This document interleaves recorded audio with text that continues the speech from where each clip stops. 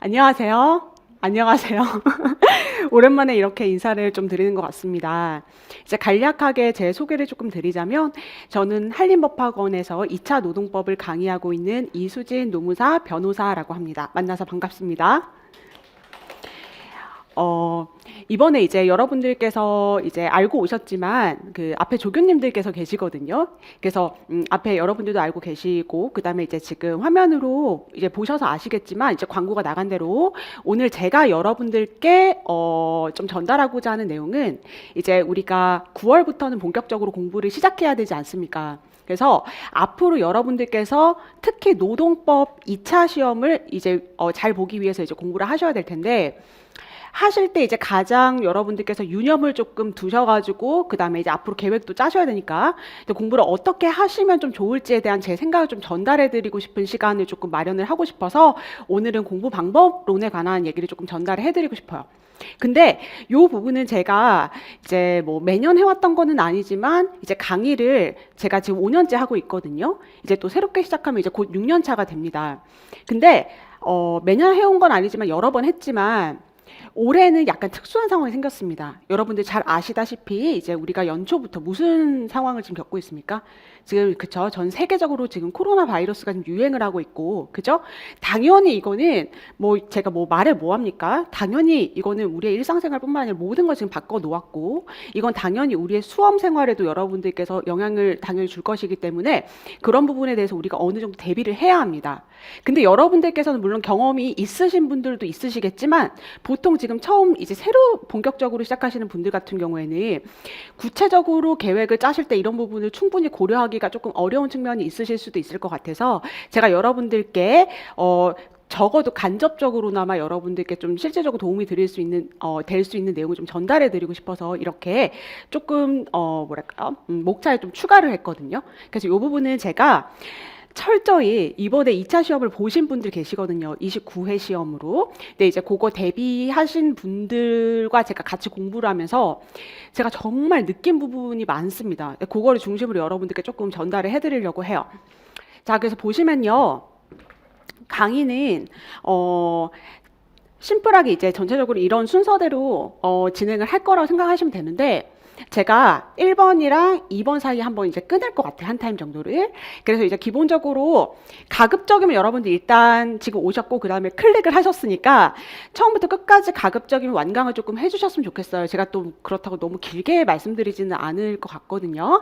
이제 그렇다 하더라도 만약에 시간이 없으시다 하시면 이제 필요하신 부분만 조금 취사 선택하셔서 보시면 되는데 시험 경험이 없으신 분들은 가급적이면 이 부분을 꼭 보셨으면 좋겠고요. 시험 경험이 있으신 분들 같은 경우에는 특히나 두 번째 시간 중후반부를 좀 특징적으로 보시길 조금 권해드립니다. 그래서 첫 번째는 일단 기본적으로 우리 노동법 시험 개관 여러분들 이제 완전히 처음 시작하신다라고 전제하고 제가 진행할 거고요.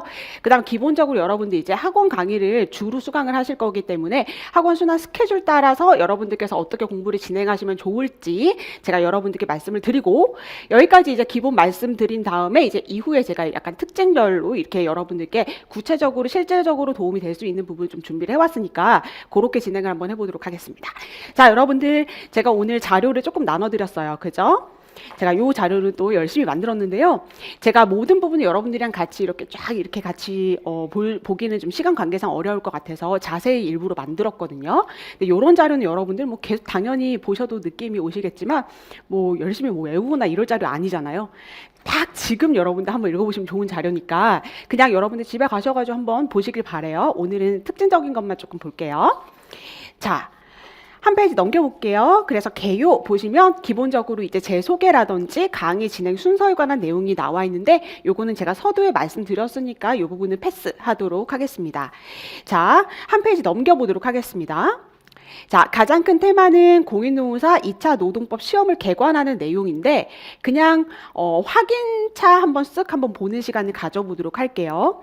여러분들 우리 노무사 시험은 1차 시험을 보신 분들도 계실 거고 1차 시험과 2차 시험을 함께 준비하는 분들도 분명히 계실 텐데 노무사 시험의 본 게임은 당연히 몇 번째 시험입니까? 2차 시험입니다. 1차는 의미가 없어요. 됐죠? 그래서 2차 시험이고 2차 시험은 어떻게 진행이 되는가에 관해서 제가 간단히 준비를 해왔습니다. 그래서 보시면 시험 과목은 총 몇 과목입니까? 네 과목, 필수 몇 과목, 세 과목, 그 다음에 선택 과목 하나. 요렇게 보는데 사실상 몇 과목이에요? 5과목입니다. 왜? 노동법이 2과목이니까. 됐죠? 그래서 제가 이제 뭐 다른 과목에 대해서 여러분들께 말씀드리기는 조금 그렇고 노동법 부분만 조금 보자면 자, 노동법이 총 몇 점입니까? 몇 점 만점? 150점. 해서 우리가 총 몇 교시? 2교시 이렇게 진행이 되고 75점, 그 다음에 75점 중간에 한번 쉬고 이렇게 진행이 되고요. 일단 지금까지는 관행적으로 1교시는 개별법. 우리가 여러분들 개별법이라고 하면 혹시 뭔지 아세요?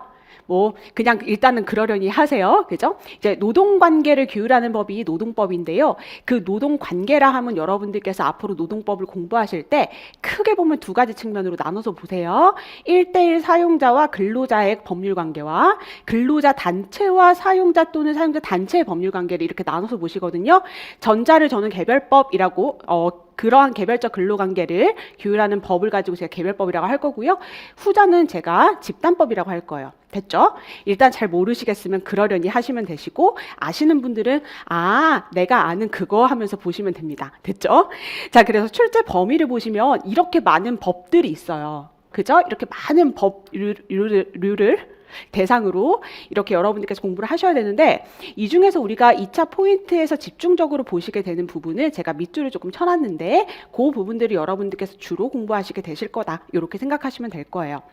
자, 내려오십니다. 그래서 짝대기를 보시면 매년 8월에서 9월경 이틀강 총 4과목인데 제가 실질적으로는 5과목이라 말씀드렸고요.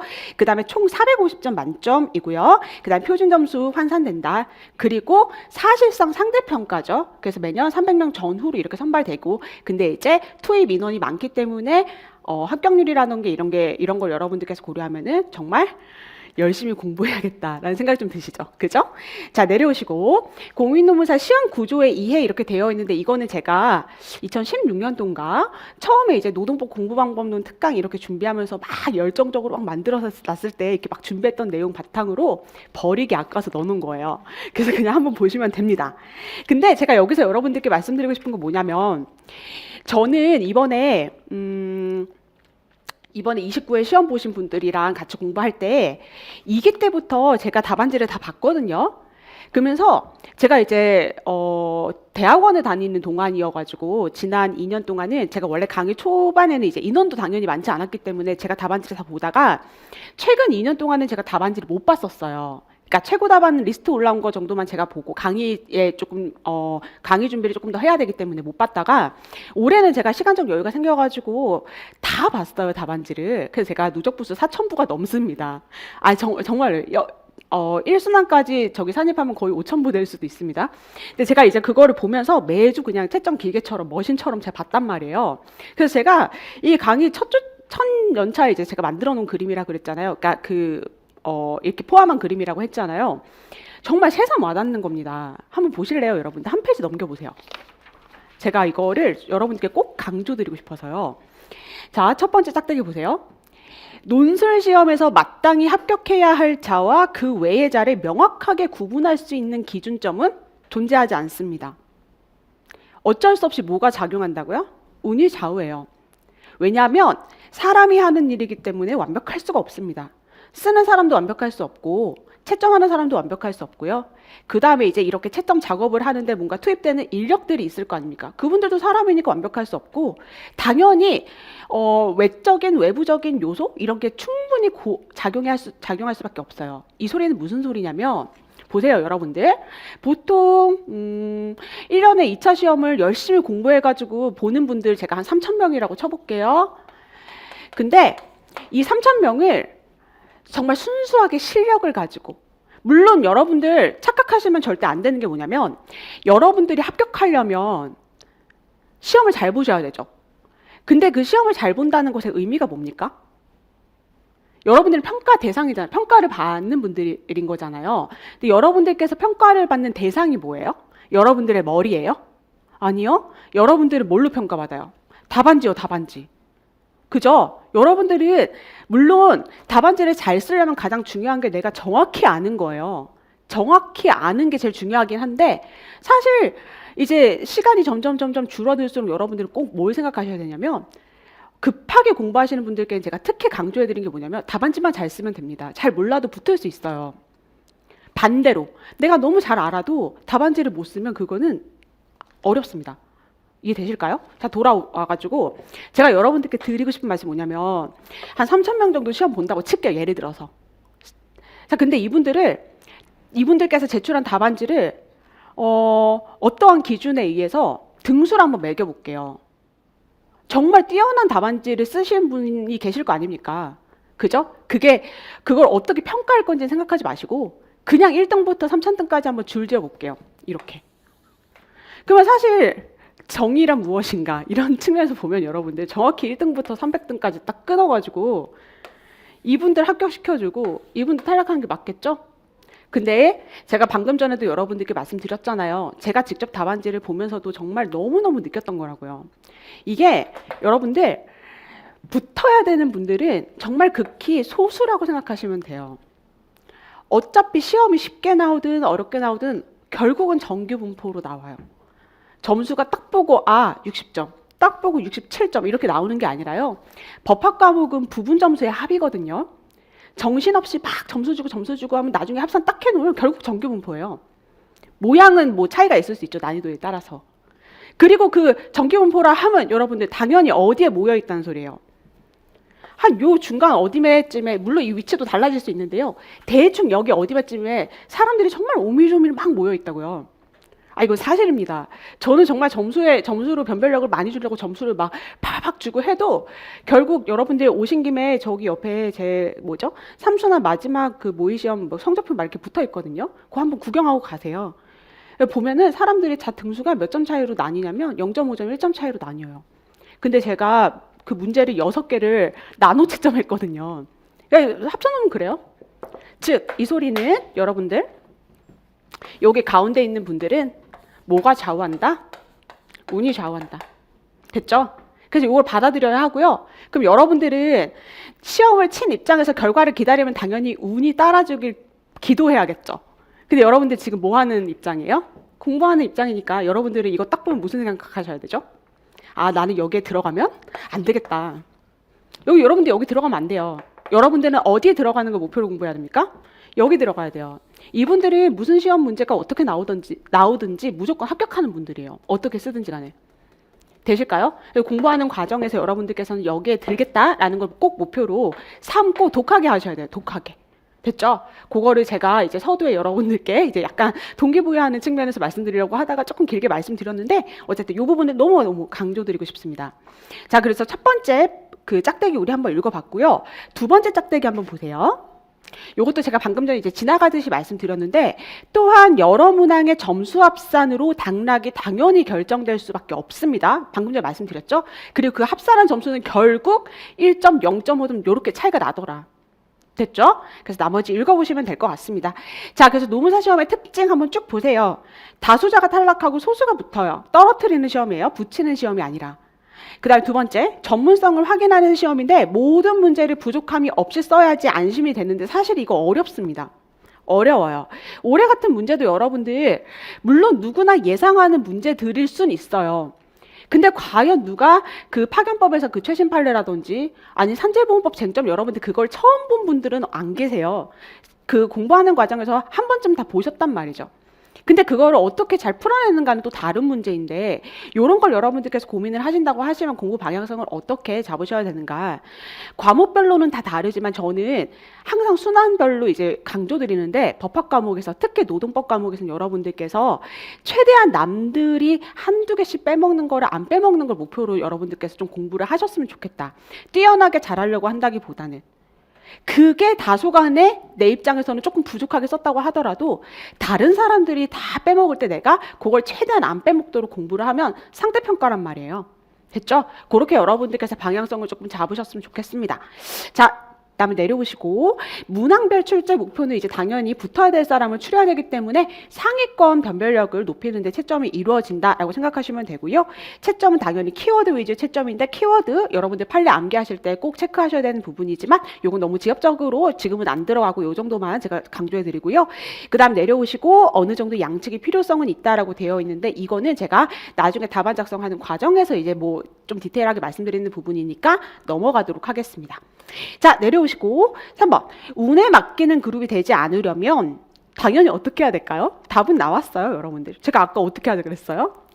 응? 독하게 하자 그랬잖아요. 공부를 많이, 그 다음에 열심히 하시면 됩니다. 됐죠? 그럼 다른 조건이 동일하면 여러분들께서는 방향성만 제대로 설정하고, 물론 그게 쉽지 않거든요.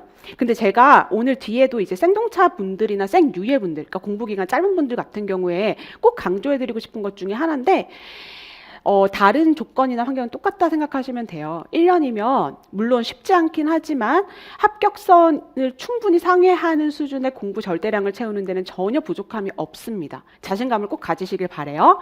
자, 내려오시고. 자, 노동법 과목의 중요성 나와 있는데 요거는 여러분들 그냥 눈으로 한번 확인차 보세요. 노동법이 왜 중요하냐? 다른 과목의 몇 배이기 때문에 1.5배이기 때문에 총점은 같더라도 노동법 점수가 높은지 낮은지에 따라서 당락이 뭐가 될 수 있다? 바뀔 수 있다는 걸 보여드리려고 제가 굳이 표로 나온 거기 때문에 여러분들 노동법 공부를 많이 하셔야 합니다. 그거를 꼭 여러분들 전체적으로 연간 계획을 짜실 때 꼭 고려를 해주셨으면 좋겠어요. 왜냐하면 노동법은 중요하니까. 왜? 일단 기본적으로 150점이에요. 그죠? 그리고 두 번째는 이거는 뭐 어떻게 보면 되게 좋은 말일 수도 있는데 여러분들은 결국 전문 자격사가 되기 위해서 공부를 하시는 거고 전문 자격사의 본질은 여러분들 기본적으로 전문 지식을 갖고 그 전문 지식을 활용해서 돈을 버는 거거든요. 근데 여러분들 나중에 노무사 되셔가지고 활용할 전문 지식은 당연히 뭐예요? 노동법이에요. 여러분들 수험기간 동안 노동법 공부한 걸로 앞으로 밥 벌어먹고 사시는 거예요.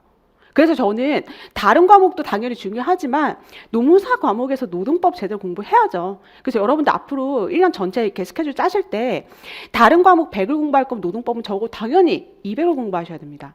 됐죠? 이게 구체적으로 이제 시간이나 이런 거 어떻게 배분을 해야 될지 이런 건 일단 지엽적인 거니까 차치하고서라도 꼭 그걸 고려하셔야 돼요. 여러분들은 노동법으로 붙어야 돼요. 됐죠?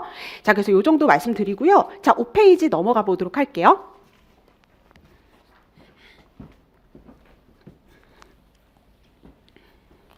여러분들 합격수기 같은 거 한번 보셨어요? 합격수기 보니까 합격생들은 여러분들 되게 대단한 사람들이에요. 어쨌든 간에 뭐 여러 가지 주어진 상황이 많을 텐데 그걸 어쨌든 극복하고 자신이 그 뭐랄까요? 목표로 잡은 걸 달성하신 분들이잖아요. 그것도 본인의 노력으로. 설령 운이 좀 따라줬다 하더라도 그것도 다 노력이니까. 그죠? 그래서 여러분들 합격수기 제가 되게 강조하는데요. 많이 보셔야 돼요. 많이. 그래서 여러분들께서 공부를 어차피 다른 조건 동일하다면 같은 정도의 노력을 하더라도 저는 그 방법론적인 거, 이런 효율적인 측면은 정말 중요하다는 생각이 좀 들기 때문에 많이 찾아보세요. 만약에 보신 적이 없으시다면 귀찮아도 좀 찾아보셔야 됩니다. 아무튼 돌아와서 여러분들 그런 합격수기라든지 아니면 뭐 오가면서 뭐 노무사 수험에서 뭐가 중요한데 뭐 이런 것들 많이 이렇게 직간접적으로 접하셨죠. 그럼 제가 여러분들께 여쭤볼게요. 노동법을 2차 시험 준비를 해서 노동법을 공부할 때 뭐를 공부해야 되고 뭐가 제일 중요하다라고 여러분들께서 보셨어요? 이게 제일 먼저 나와야 돼요. 판례. 그죠? 판례. 결국 여러분들이 노동법 뭘 공부하게 돼요, 앞으로? 판례를 공부해요. 근데 제가 여러분들께 이거를 말씀드리고 싶어요. 판례를 그쵸. 판례 중요한 것 같아요. 쌤이 중요하다고 하셨으니까. 그죠? 왜 중요합니까? 그죠? 그리고 이 판례가 광이라고 할게요. 그냥 뭔가 어떤 쟁점에 대해서 어떤 다툼이 있으니까 법원 소송까지 간 거 아닙니까? 그죠? 그게 무슨 사건이든지 간에. 그럼 그런 다툼이 있는 지점을 쟁점이라고 하는데 그 쟁점에 대해서 법원이 어떤 판단을 내린 게 판례거든요. 됐죠? 광의에. 그죠? 그러면은 그게 중요한 건지는 알겠는데 그 모든 판례를 우리가 다 공부해야 됩니까? 판례 얼마나 많은데. 그거 다 공부하는 건 불가능해요, 여러분들. 그죠? 그거 여러분들 생각하셔야 돼요. 판례 왜 공부해야 되는가? 에 따라서 그럼 무슨 판례 공부해야 되는가? 이게 자동 나오거든요. 이해되실까요? 여러분들께 제가 이거를 정말 강조해드리고 싶어요. 그래야지 여러분들께서 공부의 방향성이 잡혀요. 보세요. 판례는 왜 공부를 해야 되는가는 여러분 답은 이거예요. 판례를 물어보니까. 선생님, 이건 뭐죠? 보니까. 그렇죠. 판례를 물어봐요. 판례를 왜 물어보는가? 이게 노무사가 뭐예요, 여러분들? 노무사 여러분들 준비하시죠? 노무사가 뭐 하는 사람이에요? 노동 전문가. 그죠? 노동 전문가예요. 그 노동 전문가라는 게 뭐냐면 뭐랄까요? 일반적인 사업장에서 발생하는 뭔가 여러 가지 이슈들이 있을 거 아니에요. 그거를 일선에서 전문 지식을 통해서 해결을 하는 사람이 아니라 해결하는데 도움이 될 수 있는 전문 지식을 제공하는 사람이에요. 그걸 서비스로. 이해되실까요? 그럼 여러분들 생각해 보세요. 여러분들 앞으로 법학 공부하니까 법학은 여러분들 이건 갑자기 GS 연기 같은데 너무 디테일하게는 안 할게요. 여러분들 혹시 이번에 2차 시험장 다녀오신 분들 계신가요? 마지막 날에 시험 보고 나서 여러분들 선물 하나 받으셨죠? 뭐 받았어요? 법전.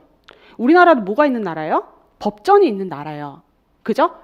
그래서 기본적으로 여러분들 법전이 있다는 얘기는 우리나라는 뭔가 법적인 문제를 해결할 만한 기본적인 로우가 존재한다는 거고 뭐 어떤 문제 발생하면 그거를 적용을 해가지고 해결하면 된다는 거거든요. 근데 문제는 뭐예요, 여러분들? 그걸로 해결이 된다, 안 된다? 안 된다. 그래서 여러분들께서 공부하시는 법학은요, 법 해석학이에요, 법 해석학. 법을 어떻게 해석할 건가? 문제가 되니까. 됐죠? 그래서 그러한 해석을 하는 방법은요, 뭐 여러 가지 기준에 따라서 여러 가지 나뉠 수 있지만 1차적으로 여러분들 판례라는 건 누가 해석한 거예요? 법원이 한 거고 이게 1차적으로 가장 중요한 기준이기 때문에 이걸 정확히 아는 사람들을 가려내기 위한 시험인 거예요. 물론 실무에서는 사법 해석인 판례 말고도 행정 해석이라고 해서 이렇게 노동부 해석이라든지 아니면 법제처 유권 해석이라든지 이런 게 좀 중요하긴 해요. 근데 그건 나중에 여러분들 실무하실 때 공부하시는 거고 그래서 중요하다. 됐죠? 그냥 넘어가시고 그렇다면 무슨 판례를 공부해야 되는가? 판례는 정말 너무 많고 그리고 공부해야 될 것도 많고 뭐 하나같이 안 중요한 판례는 없는데 그래도 우리는 이제 수험적인 측면에서만 보자면 여러분들 기본적으로 1차적으로는 대법원 판례를 이제 진정한 의미의 판례라고 하죠. 대법원에서 이제 다투어진 쟁점에 대해서 이제 판단한 판례를 여러분들께서 공부하셔야 되는데 이 중에서도 여러분들께서 기준을 조금 잡으셔야 돼요. 앞으로 이제 공부 좀 해보신 분들은 상당히 이제 그 무슨 말인지 이해가 되실 텐데 이게 그 바운더리를 어디까지 쳐야 되는지 공부할 때 어디까지 공부하고 어디까지 외우고 이 선생님은 이거를 다루신다는데 왜 선생님 이건 뭐예요? 이렇게 물어보실 거나 이게 혼란스러워 하시는 경우 많거든요. 이해되실까요? 이건 여러분들께서 물론 이제 모든 강사님들도 이렇게 뭐랄까요? 열심히 준비하고 이제 해서 알려드리는 거긴 하지만 결국 공부는 여러분들께서 하시는 거기 때문에 여러분들만의 기준이 일단은 있어야 돼요. 근데 요거는 대부분의 강사님들의 생각이 일치할 거예요. 뭐냐면 이 판례라는 건 여러분들 일단 뭐 굳이 나누자면 전형적으로 중요한 리딩 케이스가 있어요. 리딩 케이스. 이 리딩 케이스란 거 뭐냐면요, 여러분들 어떤 쟁점에 대해서 최초로 판단했다는 소리예요. 명확히 밝혔다. 그 명확히 뭘 밝혔는지는 뭐 판례에 따라 다르겠죠. 쟁점에 따라서 다른데 이 전형적인 리딩 케이스들이 있어요. 그리고 이 리딩 케이스는 여러분들 꼽힌다고 해야 되나요? 이 꼽히는 기준은요, 여러분들 교수님들께서 일반적으로 교과서 등에서 중요하게 다루는 그런 판례들이 되고 우리 수험가에선 주로 이제 그렇게 보게 되는 교과서들은 뭐가 있는가는 대표적으로 판례집인 로스쿨 노동법 해설 그리고 노동 판례 백선 그다음 기타 이제 임종일 교수님이라든지 김영배 교수님 교과서 이렇게 공통적으로 찝히는 중요한 쟁점들이 있단 말이에요. 쟁점에 대한 판례. 그런 애들은 여러분들 너무 기본 중에 기본이에요. 근데 몇 개 되지 않아요. 공통적으로 짚히는 거 교집합 100개도 안 됩니다. 근데 물론 심화 판결 가지치기라면 조금 더 많긴 한데 정말 굵직한 애들은 100개도 안 돼요. 여러분들 이건 정확히 체크하셔야 되겠죠. 그죠? 근데 요거는 대부분 강사님들께서 수업 시간에 다 해주세요. 그래서 여러분들 그거는 절대 방향성을 잃으시면 안 돼요. 시험 직전까지 여러분들 공부하셔야 될 판례, 특히나 노동법은 최신 판례가 이제 제가 두 번째 말씀드릴 건데 최신 판례가 너무 중요해요. 올해만 해도 굵직한 최신 판례, 특히 뭐 전압 판례 이런 거 막 나온단 말이에요. 1년 지날 때마다 중요한 판례가 막 쌓여요. 근데 이런 거는 교과서는 여러분들 매년 개정되는 교과서도 있지만 교수님들 교과서 같은 경우에는 안 그런 데도 있어요. 즉, 이 소리 무슨 소리예요? 이번에 나온 그 파견법에 있어서 그 명시적 반대 의사 관련된 판례 있잖아요. 그건 어떠한 교과서에서 실린 적도 없는 최신 판례예요. 물론 수험서에서는 실렸을 수도 있죠. 왜냐면 로스쿨 노동법 해설 개정된 이후에 나왔으니까. 됐죠? 근데 그런 판례들이 이제 막 나온다는 거죠. 중요하면 나올 수 있는 겁니다. 그래서 여러분들께서는 이제 판례를 공부하실 때 꼭 두 가지 가이드라인을 잡으세요. 여러분들 공부하시는 판례 중에 일단 기본적으로 확실하게 해야 되는 거는 교수님들 교과서에서 공통적으로 중요하게 다뤄주시는 판례들이 있어요. 그리고 그 가이드라인 방금 전에 말씀해 드렸어요. 그 리딩 케이스 100개도 안 돼요. 진짜 굵직한 중요한 애들은. 그거 정확히 체크하셔야 되고, 그 다음에 교수님들 교과서 등에서 다뤄지지 않지만 중요한 최신 판례가 두 번째. 요거는 여러분들 내년 이제 8월 달쯤에 또 다시 시험을 보겠죠. 그때까지 여러분들 정말 공부해야 될 게 너무 많지만 방향성을 잃지 마세요. 그리고 이거는 수업 시간에 모든 강사님들께서 다 체크해 주세요. 됐죠? 방향성을 잃으면 안 됩니다. 됐죠? 자, 그래서 요거 강조해 드렸어요. 그래서 여러분들은 판례 공부해요. 판례 공부. 판례를 공부하다가 판례를 외우다가 울면서 시험장 들어가요.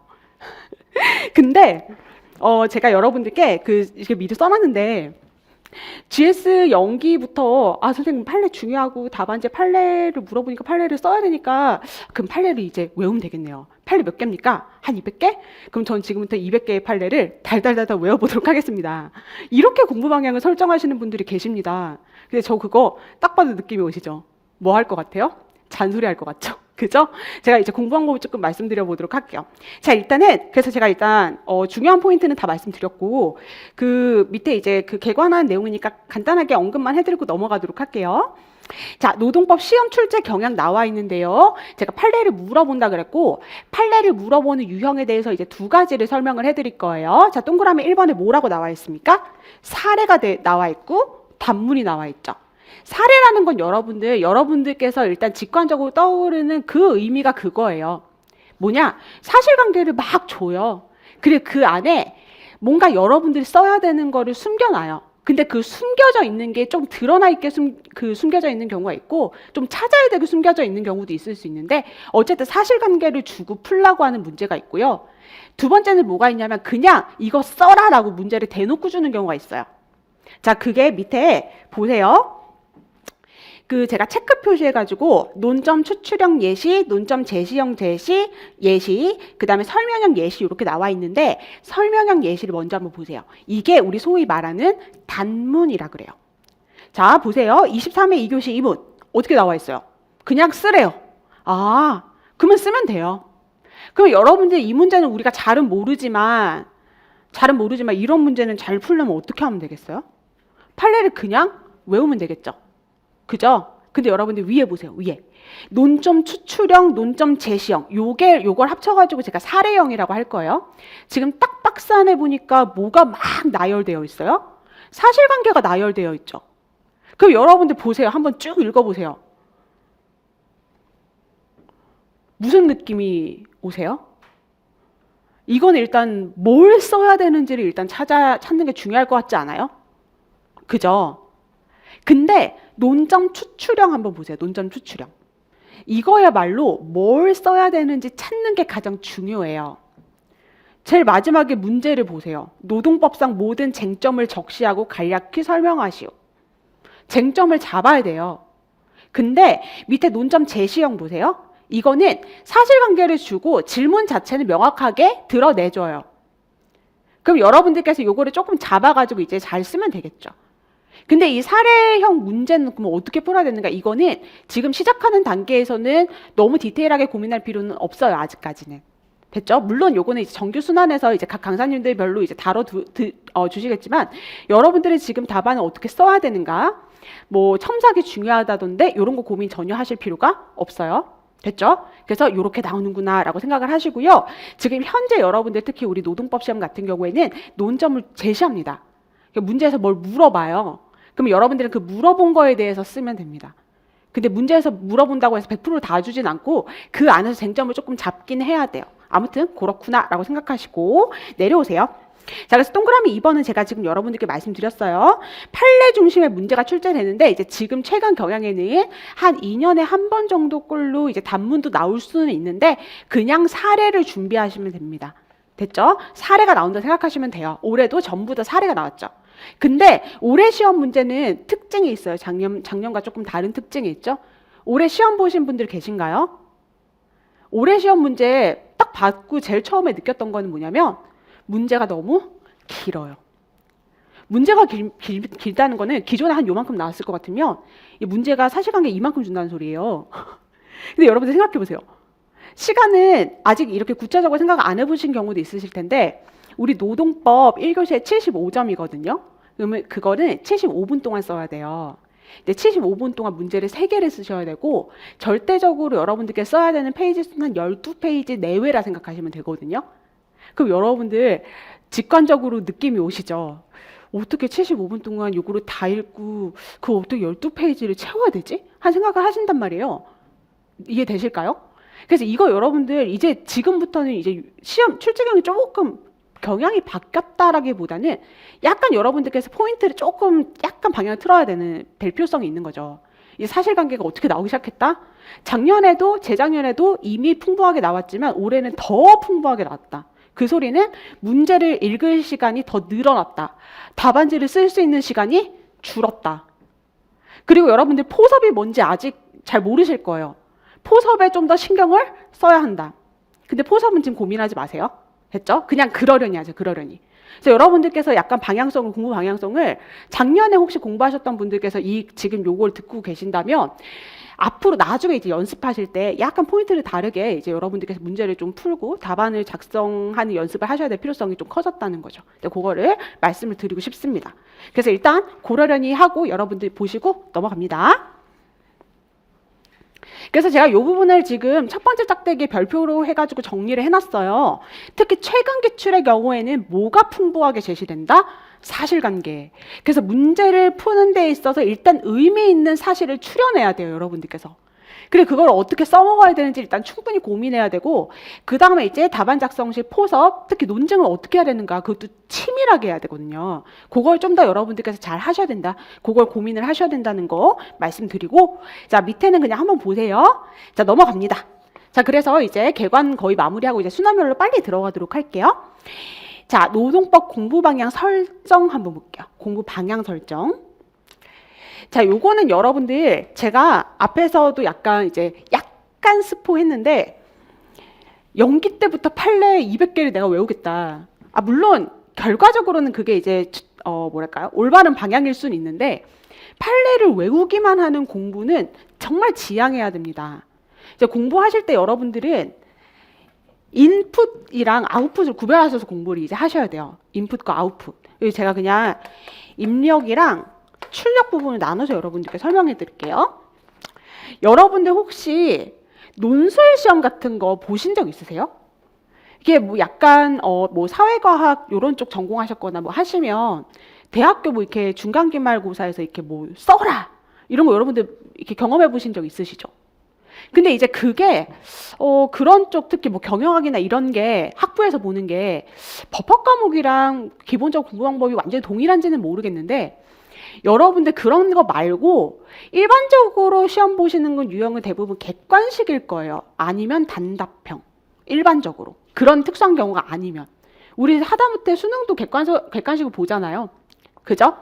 그래서 여러분들 보세요. 여러분들 보시는 노무사 2차 시험의 특징은 주관식이에요. 주관식. 근데 주관식인데 단답도 아니고 약술도 아니고 논술이에요. 근데 그거를 많이 써야 돼요. 지금 왠지 불가능할 것 같지만 나중에 여러분들 다 되거든요. 돼요. 근데 여러분들 이 논술, 주관식 시험의 특성이 뭐냐면요. 여러분들 한 6개월 정도 공부해요. 연기가 제일 중요한 시기거든요. 1년에 9월 달부터니까 3분의 1이에요. 3분의 1에 해당하는 기간이거든요. 4개월이니까 연기 기간이. 그래서 연기랑 일기를 아주 여러분들 충실하게 보냈어요. 그럼 얼마나 보낸 거예요? 1년에? 한 6개월 정도를 보낸 거니까 반년이나 공부를 한 거예요, 노동법을. 그러면 이제 보통 이제 여러분들께서 2기 이제 들어갈 때 약간 설레는 마음으로 자, 좋아. 내가 이기 들어가서 모범 답안 내가 다 쓴다. 내가 이만큼 공부했는데 보면 다 알 것 같아요. 그래서 이제 다 덮고 첫 시험을 설레는 마음으로 보는 거죠. 그래서 자, 써보세요.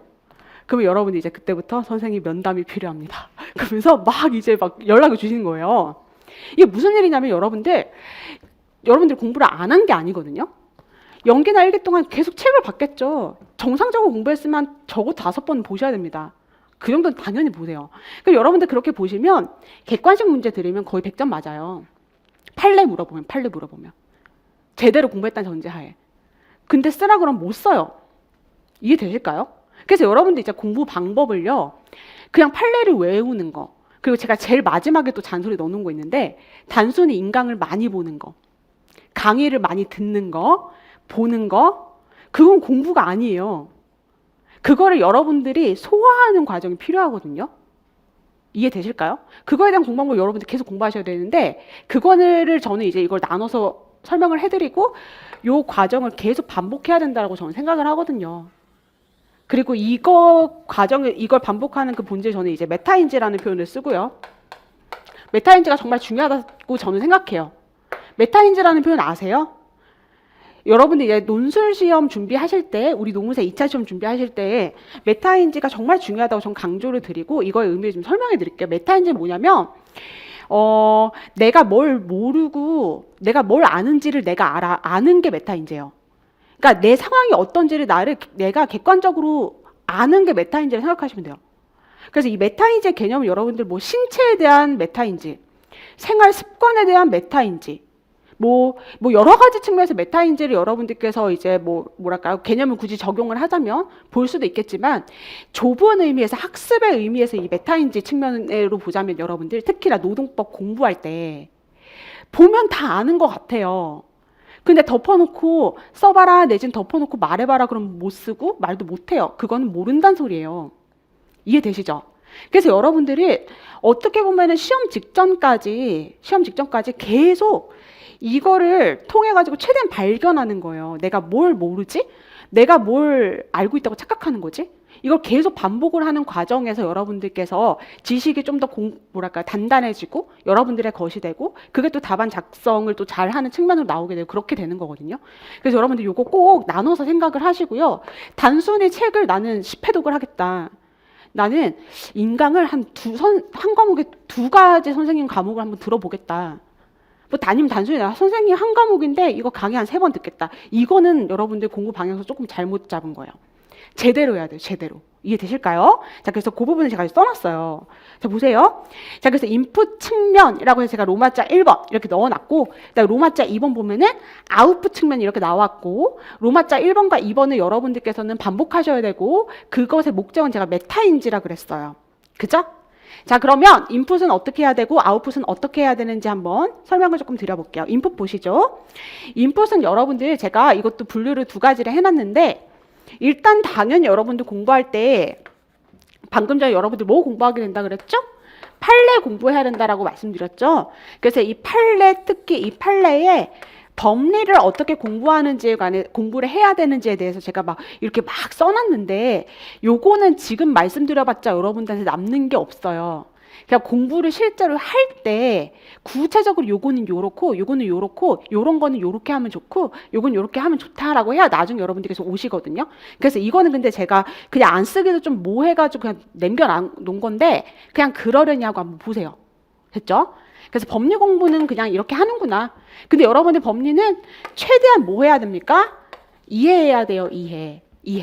됐죠? 그래서 내려오시고, 2번째는 뭐냐면, 단순히 법리를 공부하면 여러분들께서 마스터키처럼 그 법리를 활용해서 모든 사례에서의 쟁점을 해결할 수 있는 게 아니거든요.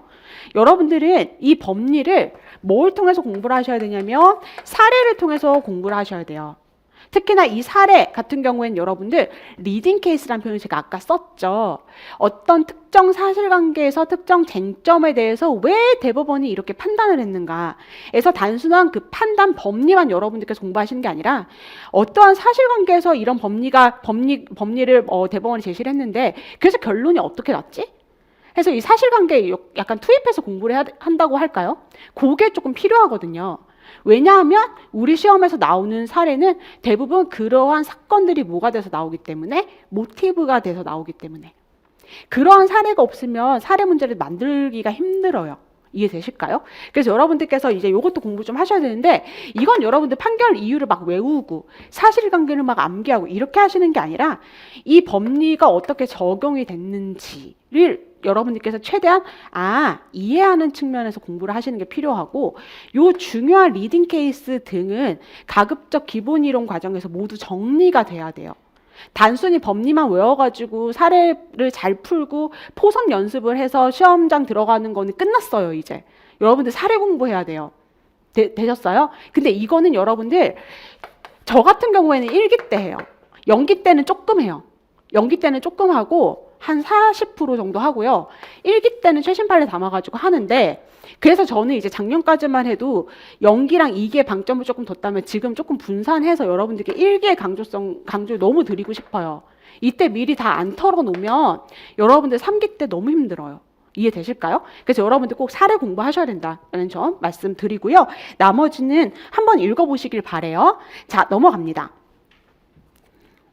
자, 아웃풋 측면 보겠습니다.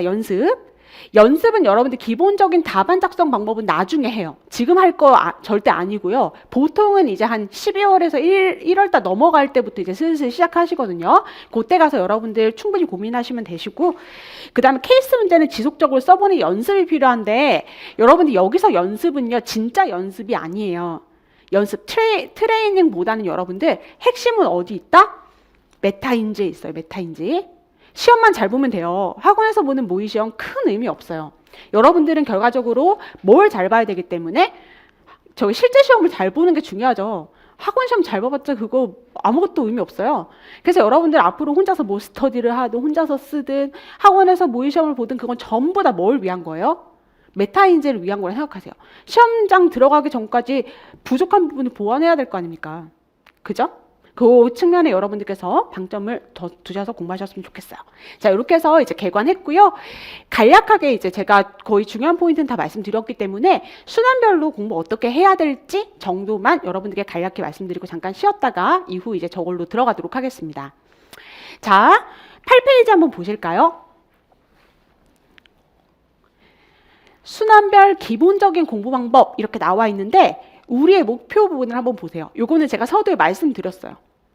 여러분들은 평가를 받는 분들이라고 말씀드렸잖아요. 여러분들이 평가를 받는 대상이 정확히는 뭐라고요? 여러분들의 답안지예요. 답안지. 여러분들의 머리가 아니에요. 여러분들은 답안지를 잘 써야 돼요. 근데 이 답안지를 잘 쓰려면 여러 가지 요소들이 작용할 수 있거든요. 그러니까 고득점을 받는 답안지에 작용하는 변수는 되게 많아요. 근데 그 중에서 가장 직접적이고 중요한 영향을 미치는 거는 뭔 것 같아요, 여러분들? 그냥 직관적으로 생각을 해볼 때도. 뭔 것 같아요? 법리를 정확히 알면 되겠죠. 법리를 정확히 암기한다는 의미가 아니라 법리를 정확히 알아야 돼요. 이 안다는 거는 암기보다 조금 넓은 의미겠죠, 당연히. 이 소리는 정확히 이해하고 중요한 부분은 일단 기본적으로 숙지가 되어 있다는 전제 하에. 근데 여러분들 여기 법학과 계신가요? 법학 전공하신 분들 계세요? 저는 이제 학부 때부터 법학 전공해가지고 제가 지금 10년 넘게 이런 류의 이렇게 외워서 쓰고 이런 거를 정말 많이 해봤거든요. 그래서 어쩌다가 이렇게 된 건지는 잘 모르겠어요. 적성에 그렇게 잘 맞는 것 같진 않은데. 근데 돌아와서 잠시 TMI였습니다. 근데 사람들은 다 똑같은 것 같아요. 제가 지금까지 이렇게 공부를 하면서 되게 뛰어나신 분들이 많잖아요, 세상에는. 되게 이제 공부로 약간 도가 튼 분들 많이 봤는데, 그런 분들은 정말 극히 소수고, 여러분들이나 뭐 저나 아니면 그냥 일반적인 사람들은 다 똑같아요. 이게 사람이니까 다 외울 수가 없어요. 여러분들 나중에 이제 노동법 쟁점 정리 노트라고 제 이제 약간 요약서 같은 게 있거든요. 저는 이제 그거를 만든 지가 언제지? 제가 그거를 16년부터 시작했으니까 제가 그거 요약서 전신이 16년도부터 나왔거든요. 그때 제가 이제 그거 만들면서 되게 자부심이 있었어요. 와, 내가 방대한 노동법을 페이지를 줄였다. 그게 이제 실제로 보면 여러분들 30페이지도 안 돼요. 그래서 제가 이제 막 강의를 할 때 이제 그게 여러분들께서 이제 부담이 조금 그래도 상대적으로 중요한 것과 중요하지 않은 것을 잘 칠 수 있으니까 이제 좋아는 하시는데 그래도 힘들어 하시더라고요. 그래서 전 처음에 그게 이해가 안 갔거든요. 아니 1000페이지짜리를 300페이지로 줄여들었는데 왜 힘들지? 그랬는데 보니까 이게 쉽지가 않아요. 이게 300페이지도 말이 300페이지지 그 300페이지를 똑같이 다 외울 수 있는가? 그건 불가능해요, 여러분들. 여러분들 노동법만, 물론 저는 여러분들께 노동법으로 붙어야 된다고 생각하고 노동법으로 여러분들은 나중에 밥 벌어먹고 살아야 되기 때문에 노동법이 제일 중요하고 열심히 공부해야 된다고 생각하는 건 맞지만 여러분들은 노동법 말고 다른 것도 공부하셔야 되잖아요. 그러니까 이게 사람이 완벽할 수가 없는 거예요. 이해되시죠? 그래서 저는 여러분들께 너무너무 강조해드린 게 뭐냐면 그냥 마음을 놓으세요. 여러분들은 완벽할 수가 없어요. 그러니까 근데 그러면 그럼 대충 해야지 이렇게 공부하라는 게 아니라 물론 지금은 완벽을 목표로 공부는 하는데 완벽할 수가 없어요. 물론 어쩌다 한두 분씩 나오긴 해요. 와, 이분은 무조건 붙는다 하는 분들 계시긴 하는데 진짜 극소수고 일반적인 분들은 그렇습니다. 그래서 저는 이 답안지를 잘 쓰기 위해서 암기가 중요하다. 결과적으로 외워서 써야 되니까. 근데 그거는 여러분들 완벽할 수가 없기 때문에 저는 정말 강조해 드리는 게 무조건 시험 전날 한번 붙고 들어가야 돼요. 직전에 본 사람 못 쫓아가요. 내가 1년 동안 아무리 열심히 외워봤자 한 일주일 동안 안 보고 일주일 뒤에 갑자기 시험장 가서 쓰라고 하는 경우가 있을 수 있고 1년 동안 한 번도 공부 안 하다가 일주일 동안 막 달달달 보고 직전에 딱 봤는데 시험장 들어가는 경우가 있을 수 있죠. 전자, 후자 누가 시험 잘 볼 것 같아요? 무조건 후자예요. 이건 제가 경험적으로 제가 여러분들께 1000% 확신해갖고 말씀드릴 수 있어요. 왜냐면 잘 몰라도 뭐 막 생각나니까 쓴단 말이에요. 몰라도 쓰면 여러분들 점수는 나갑니다. 물론 잘못 쓰면 안 되겠지. 이해되실까요? 그죠? 그래서 여러분들 시험 전날 내지는 당일날 무조건 1회독 하셔야 된다. 근데 이 1회독을 하려면 여러분들 반드시 시험 직전까지 반복하셔야 되는 게 무엇이다? 단권하다. 왜냐면 여러분들 자료 같은 것 제가 방금 전에도 말씀드렸죠. 여러분들 왠지 봐야 될 책 많을 것 같죠. 이거저거 봐야 되는 거 정말 많고 이런 식으로 이제 무슨 강의를 듣던지 간에 자료는 나가요. 그런 자료 여러분들 나중에 쌓아놓고 다 못 봐요. 그래서 여러분들께서 내가 시험 전날 당일날 볼 책을 미리미리 고민을 하시고 선정을 하셔서 거기에 이렇게 내가 나중에 최종적으로 볼 거를 이렇게 담아가는 과정이 단권한데 이거를 저는 정말 강조해 드립니다. 이거는 여러분들 한 번에 딱 되는 게 아니라요. 그냥 시험 직전까지 계속 하는 거예요. 왜냐하면 여러분들의 지식의 양이나 질이 계속 달라지기 때문에 똑같은 법리인데 지금의 여러분이랑 8개월 뒤 여러분들은 다르거든요. 그렇기 때문에 계속 지웠다가 뺐다가 뭐 넣었다가 수정했다가 계속 해요. 똑같은 건데도. 그래서 제가 이제 여러분들께 항상 강조해 드리는 게 처음에는 필기할 때 볼펜으로 하지 말라 그래요. 무조건 연필이나 지워지는 볼펜으로 해야 돼요. 지금 해놓는 필기는 솔직히 필기로서 의미가 없어요. 여러분들은 계속 공부를 하기 때문에 달라져요. 여러분들의 지식이. 됐죠? 그래서 아무튼 저는 이거 3가지 정말 강조해 드리고요. 자, 이제 바로 들어갑니다. 자, 그래서 밑에 이제 순환별 공부 방법 나와 있는데 보통 이제 어떤 학원을 여러분들께서 이제 다니시던지 간에 스케줄이 총 4가지로 이렇게 해서 1년 전체, 우리는 해계연도가 9월 1일부터 8월 말일까지죠. 그래서 GS 연기부터 최종 정리 이제 기간이 3순환까지 그래서 총 4개의 여러분들 스케줄 이렇게 보내시는데 보통 GS 연기 같은 경우에는 9월부터 주말반 기준입니다. 11월 말이나 12월 초까지. 그래서 그냥 보통 12월까지라고 해요. 요때를 이제 GS 연기 전후 과정 포함해가지고 요렇게 기간을 잡고요. 근데 요렇게 하면 여러분들 몇 달이에요? 벌써 9, 10, 11, 12 몇 달? 4달이에요. 되게 길지 않아요? 1년 12개월인데 그 중에 4개월이에요. 그 다음에 이제 GS 지워버렸네. 아까 썼는데 GS 1순환은 보통은 1월부터 3월 그 다음에 2순환은 우리가 보통 4월, 5월 드물게는 6월 첫 주까지도 가기도 해요. 6월 중순까지. 그리고 이제 3순환 같은 경우에는 6월에서 7월 얘네들은 그냥 합쳐서 생각해도 괜찮고요. 됐죠? 보통 이렇게 진행되고 이제 3순환에서 시험 직전까지 보통 이제 실전 모의고사라든지 특강 같은 게 경우에 따라 들어갈 수 있는데 저 같은 경우에는 실전 모의고사는 매년 진행하고 있습니다. 근데 요거는 이제 정규순환은 아니니까 생각하지 마시고, 그럼 여러분들 이거 제가 굳이 여러분들께 설명 안 드려도 공부 어떻게 뭐랄까요 계획을 짜야 되는지 느낌이 오시죠? GS 연기 1기 같은 경우에는 여러분들 보통 대충 듣기로 어떠한 과정이라고 알고 계시죠? 이 이론을 공부하는 기간. 그죠? 그래서 보통은 이때 기본 이론을 공부한다. 그 다음 두 번째, 이때는 이론을 심화해서 공부한다. 그리고 2순환 때는 연습한다. 3순환 때는 최종 정리한다. 그쵸? 왠지 그렇게 짜일 것 같죠? 반은 맞아요. 반은 맞습니다. 최종 정리. 근데 저는 여기서 여러분들께 정말 강조해드리고 싶은 게 있어요. 이때 여러분들, 이때는 뭔가 공부를 하는 기간인 것 같고, 아까 제가 여러분들께 학습의 측면을 두 가지로 나눠서 설명해드렸죠. 첫 번째가 뭐였죠? 인풋. 두 번째가 아웃풋. 메타인지를 위해서 계속 반복하라라고 말씀드렸죠. 근데 그거를 그냥 그렇게 이분법적으로 한번 나눠보자고요. 그럼 당연히 0순환이랑 1순환은 무슨 공부 중심이 되겠어요? 인풋. 2, 3순환은 아웃풋. 이렇게 생각하지 마시라는 거예요. 이렇게 생각하시면 안 돼요. 물론 방점은 거기에 두는 게 맞는데 그냥 계속 반복하는 거고요. 특히나 그 아웃풋도 제가 취지가 어디에 있다 그랬어요? 메타인지에 있다 그랬잖아요. 여러분들의 부족한 점을 계속 보완해야 된다고요. 그래서 그 측면에서 제가 여러분들께 이 0순환부터 3순환까지 여러분들께서 이거는 제 생각에 따른 것이긴 하지만 포인트를 반드시 두셨으면 하는 부분을 지금 설명을 해드리려고 해요. 그게 뭐냐면 일단 0순환 때는 법리를 공부하는 게 맞아요. 정말 너무너무 강조해드리고 싶어요. 0순환 때 여러분들 딴 거 하지 마시고요. 책을 좀 보세요. 책. 여러분들 이 연기 컨셉 자체가 기본 이론 공부하는 거잖아요. 여러분들 노동법 이렇게 제대로라는 표현 좀 하면 좀 그런데 이렇게 뭐 이렇게 석사나 박사과정 통해서 공부하시거나 뭐 이런 케이스 아니고서는 여러분들 노동법 거의 요 과정으로 처음 입문하시는 거 아닙니까? 제대로 공부하는 거는. 그죠? 근데 제가 지금 5번째 이거 하고 있고 이번에 새로 시작하면 6번째인데요. 제가 이제 특히나 최근 들어서 이건 뭔가 잘못됐다라고 느낀 게 뭐냐면 연기 때부터 판례를 외웁니다. 그냥 외워요.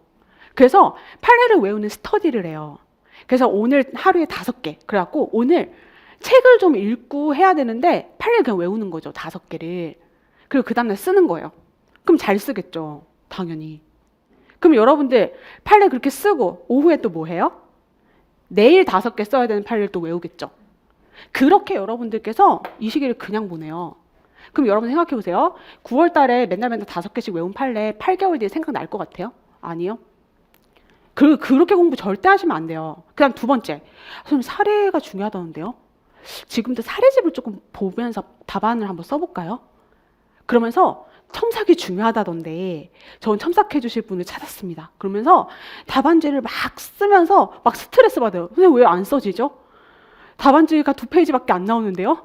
첨삭도 코멘트가 막 빨간 거 투성인데 제가 이 시험을 도전할 수 있을까요? 이렇게 하면서 지레 겁먹거나 스스로의 그런 영향을 한계짓거나 이런 케이스도 봤어요. 제가. 이것도 여러분들 된다 안 된다? 안 된다. 왜냐면 이게 아웃풋을 할 수 있다는 건 여러분들 뭐랄까요?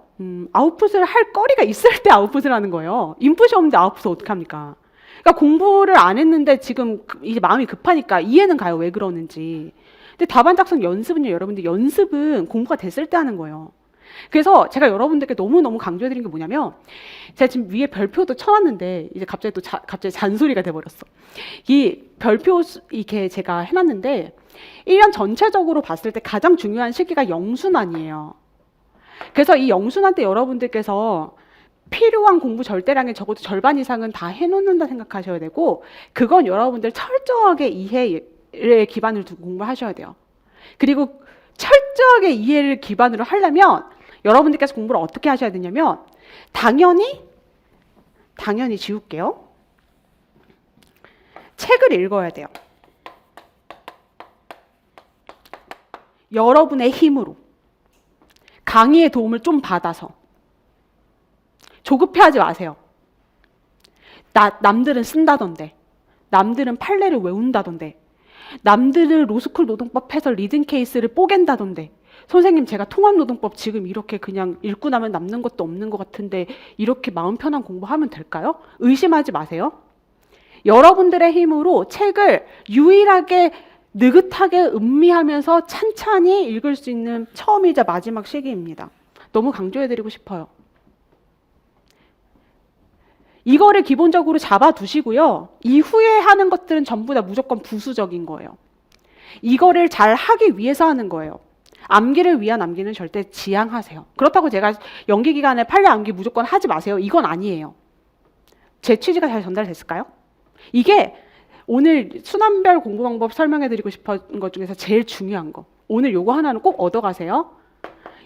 이게 순환별로 해야 되는 공부가 있는데 이게 너무 안타깝더라고요. 이게 여러분들의 힘으로 공부를 조금 해야 되고 여러분들이 생각하는 공부를 조금 해야 돼요. 그걸 물론 저는 결국 다 챙겨드려요. 챙겨드리는데 여러분들께서 그거를 먹을 수도 있는 이라고 해야 되나? 그런 힘이나 그런 기반이 없는데 제가 드리면 그건 전부 다 부담이 될 수밖에 없어요. 그리고 그건 전부 다 암기 부담으로 다가오거든요. 근데 여러분들 진짜 암기는 당연한 소리지만 이해가 돼야지 외우는 거예요. 기둥은 하나여서 하나의 기둥만 이해를 하면은 파생까지 다 해결될 거를 파생까지만 외운다고 되겠습니까? 핵심을 봐야지 여러분들. 됐죠? 그래서 꼭 강조해 드리고요. 자, 넘어갑니다. 그래서 여러분들 요 4개월 동안 진행되는 GS 영순환 기간 동안 무조건 철저히 이해, 책 한 5번 읽으세요. 남는 거 없는 느낌이어도 불안해하지 마시고. 그리고 이제 보통은 12월 달에 특강 같은 거 많아요. 그때 이제 그런 거 하나씩 이렇게 쫓아가시면 됩니다. 보통 이제 뭐 다른 강사님들, 보통 이제 법학 과목 다른 강사님들 같은 경우에는 이때 이제 답안 작성 연습 특강 같은 거 많이 하시고 딱 그때가 시기가 딱 맞아요. 12월 달쯤에 이제 시작하면 되거든요. 근데 저 같은 경우에는 답안 작성은 특강으로 안 하고요. 1순환 첫 시간에 합니다. 저는 이제 저 같은 경우에는 12월 달에 이제 노동판례 100선이 개정돼요. 그 나온 걸로 판례 특강 할 건데 그거는 여러분들 수강생들 무료니까 만약에 수강을 하실 예정이면 그거는 꼭 들으시길 바래요. 그리고 저는 노동판례 100선이랑 로노웨 같은 거를 이제 포함한 거 가지고 이제 1순환 때 뭘 본다? 사례를 본다. 제가 아까 말씀드렸죠. 이제 법리만 달달달달 이해하고 외워가지고 포섭 열심히 연습해가지고 시험 이게 답안 쓰면 그런 시대는 갔다고요. 이제 여러분들 뭐 공부하셔야 된다고요? 사례도 봐야 된다고요. 사례를 열심히 봐야 돼요. 근데 그거는 여러분들 이때 해도 좋은데 이때 제가 이제 굳이 여기로 막 100%다 땡기지 않는 이유는 소화가 안 돼요. 여러분들께서. 먼저 시작 단계부터 양을 이만큼 늘려버리면 안 되거든요. 그래서 기본적인 거 딱 잡아놓고 이때 합니다. 이건 여러분들 어떤 상황에서 공부를 하든지 간에 이 기간에는 무조건 사례를 법리 공부할 때 같이 하셔야 돼요. 그렇게 하지 않으면 여러분들 나중에 3개 직전까지 제대로 볼 시간이 전혀 안 나기 때문입니다. 그럼 여러분들 느낌이 오셨죠? 1년 전체적으로 봤을 때 가장 중요한 두 타임을 여러분들께서 보셨어요. 사실 제일 잘 보내야 되는 건 이때이긴 한데 기본적으로 여러분들 뭐랄까요? 필요한 공부 절대량은 여기서 대부분 다 채우고 가야 돼요. 결과적으로 여러분들은 이때는 뭐 해야 되기 때문에 외워야 되기 때문에. 됐죠? 그래서 연기나 일기 기본 이론 공부할 때 절대 외우는 거에 대한 부담, 쓰는 거에 대한 부담 갖지 말고요. 마음 편하게 여러분들이 철저하게 여러분들의 힘으로 책을 읽는 그런 공부를 좀 하셨으면 좋겠습니다. 강의의 도움을 받아야 돼요, 대신. 됐죠? 그다음 넘어가고 자, 2순환이랑 3순환 갑니다. 2순환이랑 3순환에는 보통은 이제 뭐 저뿐만 아니라 이제 대부분의 지금 여기 신림동에서는 이제 법 과목 같은 경우에는 1순환 때부터 쓰긴 쓰는데 그건 약간 워밍업 하는 취지이고 본격적으로 쓰는 거는 이제 2순환이랑 3순환인데요. 이때는 이제 여러분들 연습이기 때문에 당연히 이 연습, 답안지 쓰는 거를 좀 잘하기 위해서 여러분들께서 트레이닝을 한다는 개념을 당연히 생각을 하셔야 되는 건 맞거든요. 근데 제가 서두에도 말씀드렸지만 여러분들 우리가 시험 직전까지 하는 모든 거는요 여러분들 수단이에요. 수단. 시험을 잘 보기 위해서 하는 거기 때문에 물론 이때쯤 대충 내가 다 이렇게 공부를 다 해가지고 요때 가면 이제 연습만 좀 해서 이렇게 딱 실력을 뭐랄까요? 확고히 하고 내가 안정적으로 시험을 이제 좀 보고 와야지 하는 생각으로 여러분들께서 이제 공부를 하는 건 당연히 좋지만 그렇게 안 될 거예요.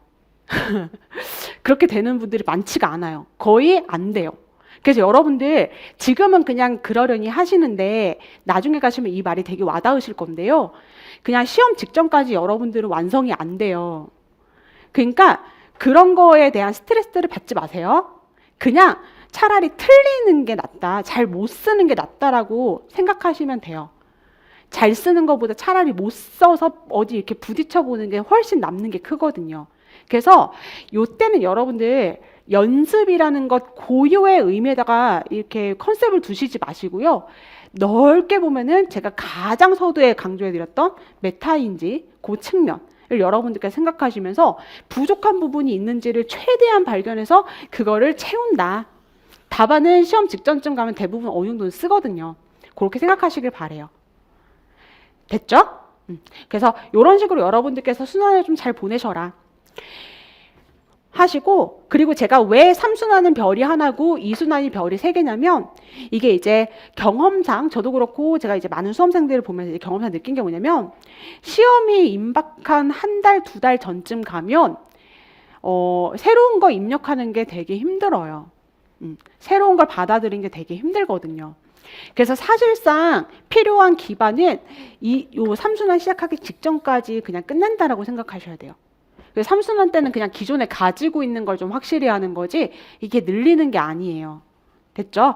그래서 여러분들께서 그런 측면에서 봤을 때 요 2순환에 이제 기본적으로 정말 최종 마무리한다는 생각으로 내가 잘 모르는 법리라든지 사례라든지 이런 거 최대한 많이 보시고 최신 판례 정리도 돼야 되고 기본적인 답안 작성도 해야 되고 사실상 제일 중요한 시기인데 또 동사생 같은 경우에는 1차를 봐야 되기 때문에 이때가 사실 제일 중요해요. 당일 시험에 있어서 당락을 사실상 결정하는 그런 시기라고 보셔도 무방합니다. 동사생분들 같은 경우에는 진짜 그 공부 계획을 좀 잘 짜셔야 돼요.